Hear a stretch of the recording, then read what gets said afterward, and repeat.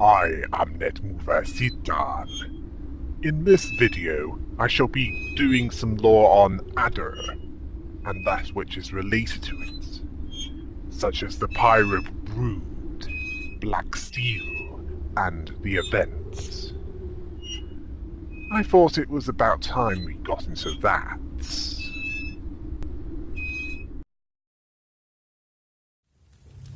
Let's start with what Adder is. Those little gems were considered to be mere trinkets before the individual Adder del Crel discovered their true potential. Partly as a fuel more efficient than coal. In its true form, it's a harmless gas with a lavender odor, which takes decades to crystallize into gems. Gems that could be used for transmutation. It was possible that the same person, whom the substance was named after, was the one who created Adder power machines. If not him, it's at least someone who used their research to make it. This came from the space-time tear that the sanctuary was built on, along with one other ingredient. Human souls! This is something that disturbed at least one of the priests of Therajan. At least when this was found out. In fact, some nobles carried a pouch of soul dust, which are basically ground up Adder gems. They were used like cocaine was in our world. Yep, that's right. The nobility were basically a bunch of junkies.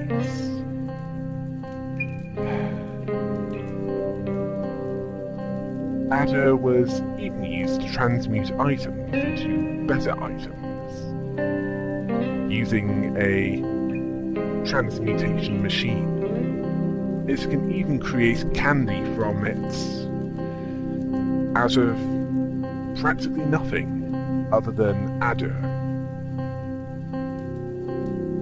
And for those who wanted to play God, other more exotic items could be made, if they were willing to pay the price for it. And I'm not talking about that which fuels it. It's even used to create weapons and armor improvements.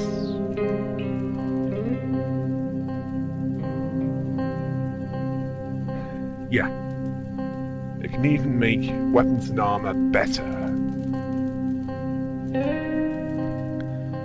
And in a place as hostile as the Sanctuary, you need every advantage you can get.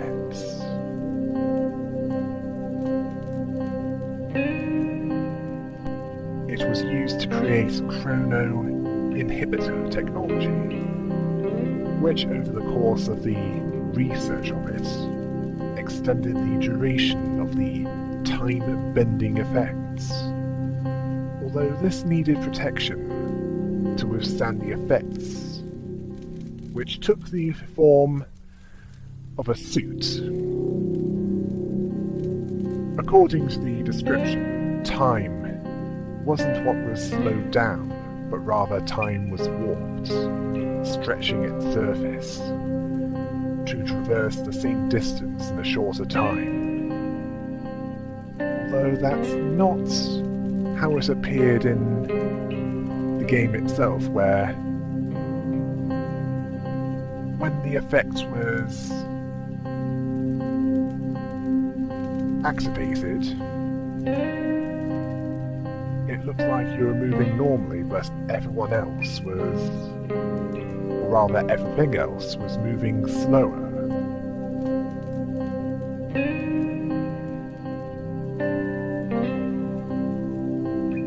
Well,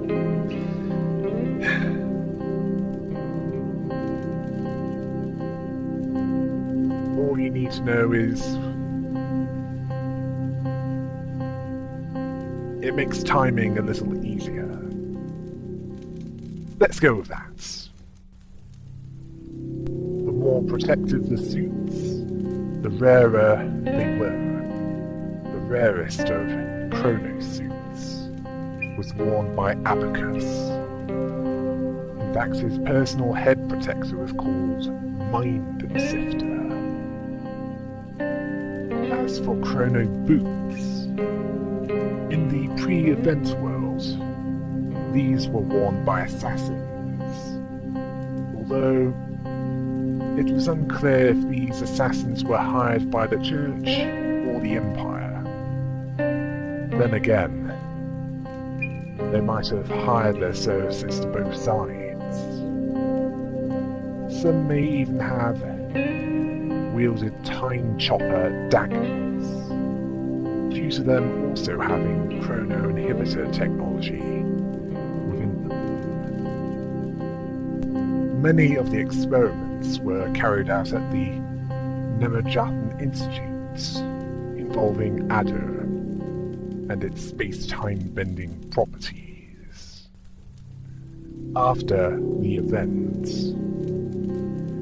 Adder was considered one of the most unholy of things. And don't worry, I'll be getting to what the event is later in this small video.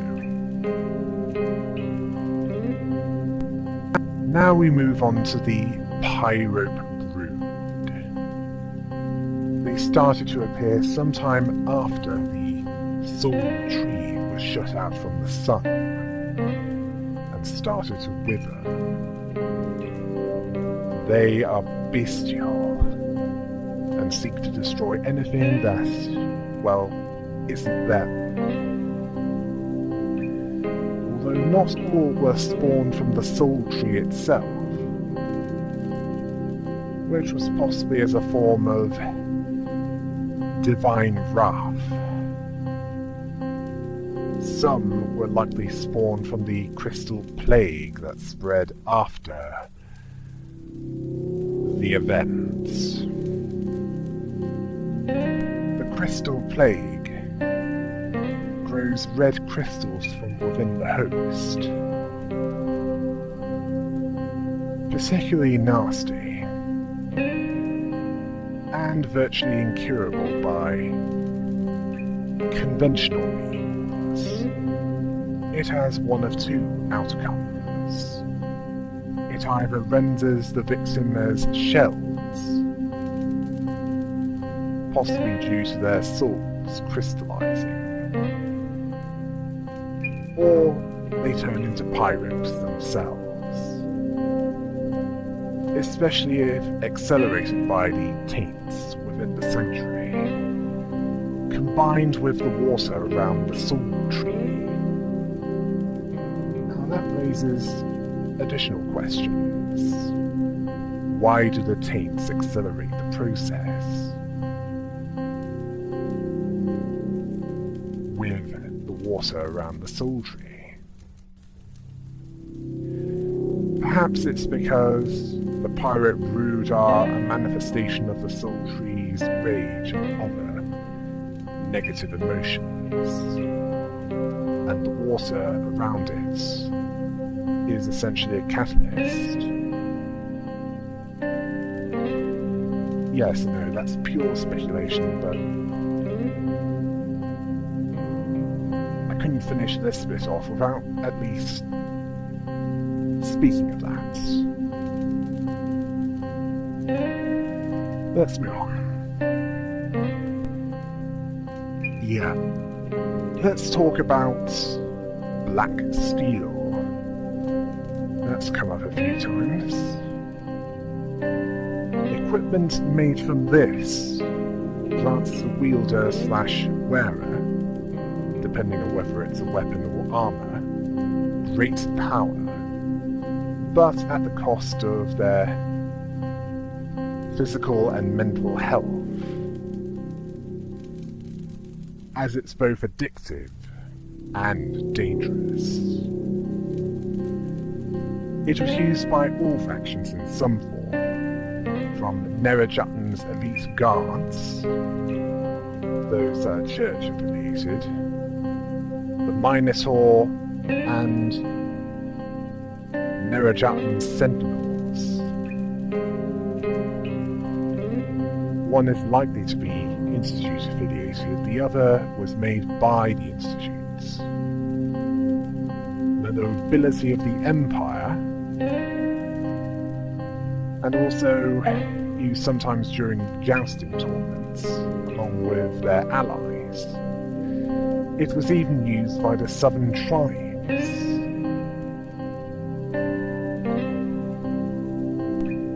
Yeah, the relationship between black steel and its wearer is always parasitic. Although some, they don't seem to mind this. They considered the price to be well worth it. In fact, the Adder Mechanizer wore a special suit which was light and came complete with a helmet, all of which was made from black steel, which might explain some of the behaviour of Abacus when he became the Adder Mechanizer. The helmet had a liner suspension inside that had, well, it made some space between the head and the helmet. In fact, as far as behaviour was concerned, the same could be said about the one who portrayed the Minotaur in the Sanctuary, as their headgear was also made from black steel. The Soul Taker spear was also made from black steel, which had an adratic neural link, which was made for the mechanical guardians known as Nerajutn's sentinels. Unfortunately, whenever humans tried to use it, they became catatonic after prolonged use, which implied that either some weapons had too much black steel in them, and that it was possible to overdose. Either that or Adder mixed with black steel had an even stronger adverse effects on humans. If the former, this would be further reinforced by the southern tribes making black steel weapons that intentionally poisoned their enemies upon striking them with such weapons. The ultimate expression of the fusion between Adder and black steel is the Soul Shard armor which provided a great amount of protection, chrono inhibitor technology, passive damage, and a lot of synergy, which required a soul vessel, a highly valuable item outside of the sanctuary, infused with a fragment of the soul of the individual who wanted that armor. The ultimate prize. I'll need to do a lore video on taints in an in-game context at some point. And now to cover, or at least speculate, what the event is. I've already covered the Church of Nerajutn, along with the Institute of Nerajutn in their own lore video, so I'll go over the brief version of these events.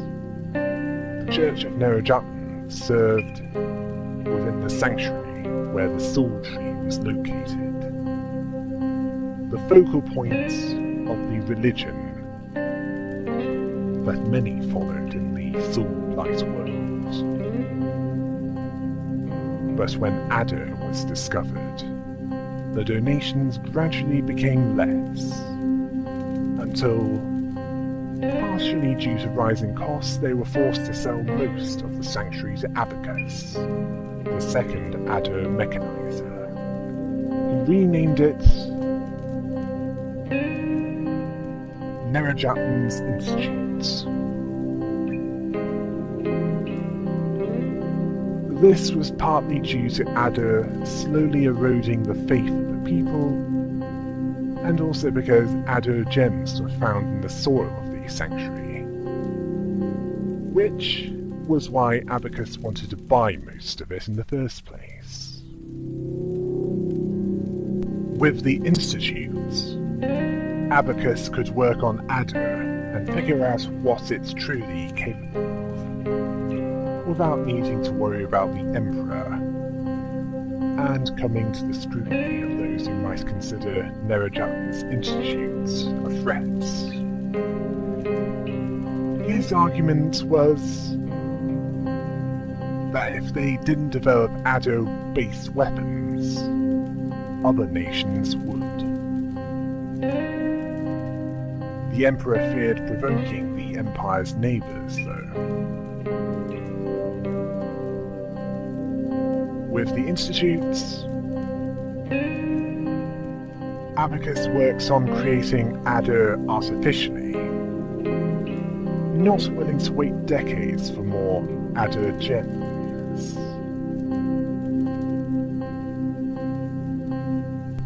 Now we get to the part where one of the patients of Dr. Morike, who had dealt with a boy with Adder-related injuries due to an accident, who had also experienced an unspecified event in his life that left him emotionally detached. Well, I'll save that for Dr. Morike's story. That'll be in that lore video. But he knew all that there was to know about Adder, and had given them the ability to manipulate space, matter, and time, manipulating it as if it was clay.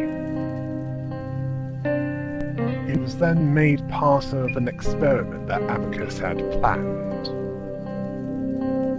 part of which involved the labyrinth, which reconfigured itself each time it was passed through.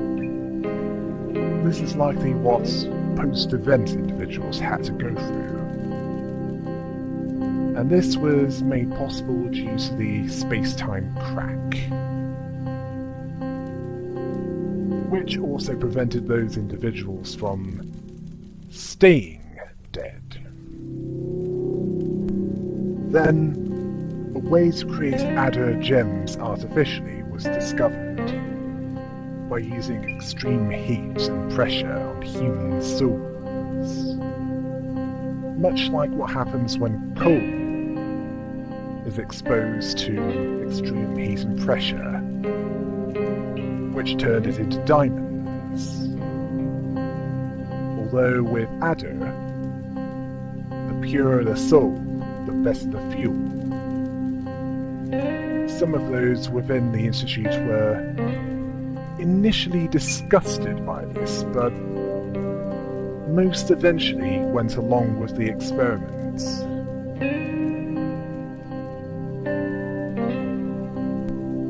The Imperial Council was warned of what was happening, which provokes a military response, predictably. This forced Abacus to accelerate his plans while the two factions fought each other. It's unknown exactly what happened after that, but it had an effect on those within the sanctuary, and considering the nature of Adder gems and how it's formed, I suspect that at least 3 of them weren't flesh and blood anymore after the effect occurred. I mean, immediately after the effects occurred. As in, not much time had passed before and after. I hope you get the idea.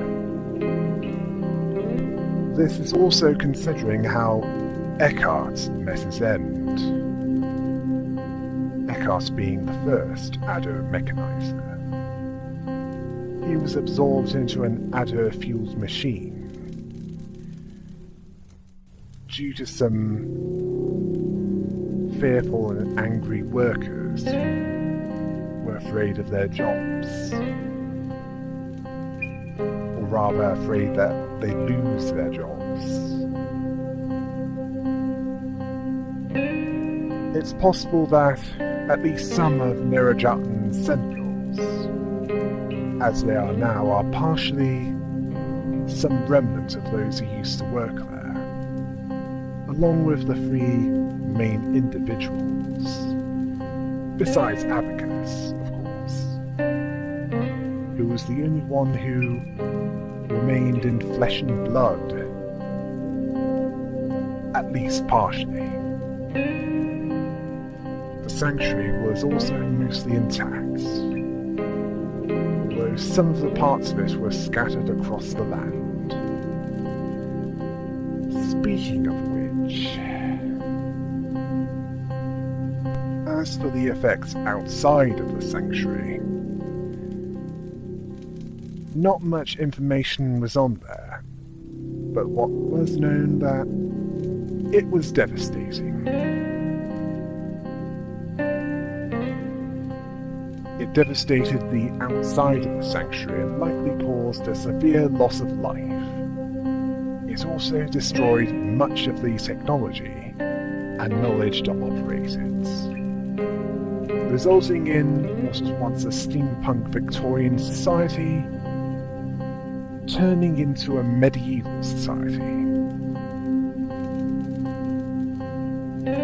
It's unknown if it happened overnight, or if it happened due to a gradual decay. But what was known was that it happened.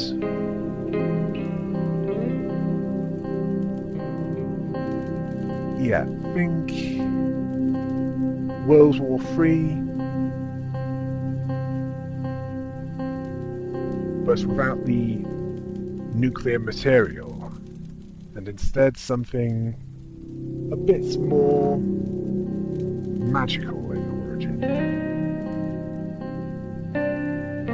Where there was once engineers, there was now blacksmiths.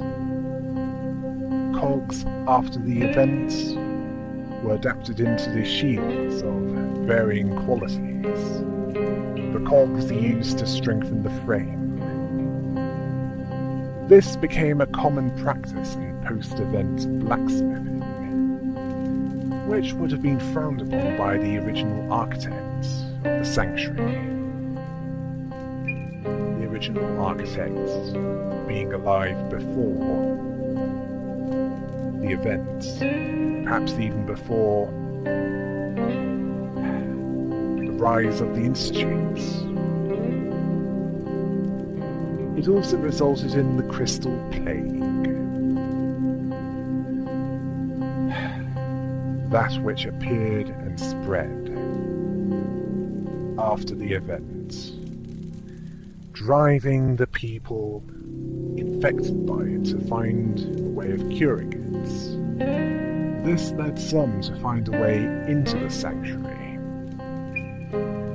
Unfortunately, a seal was erected around the only way in and out of it, making gaining access to the soul tree even more difficult than it otherwise would be. Thankfully, for those who wanted to get in, one such individual did so by using a black steel dagger to break the seal. It seemed to him that adder and black steel were opposite poles, positive and negative. Well, don't know about that, but I'll get into the story of that individual when I get to that lore video.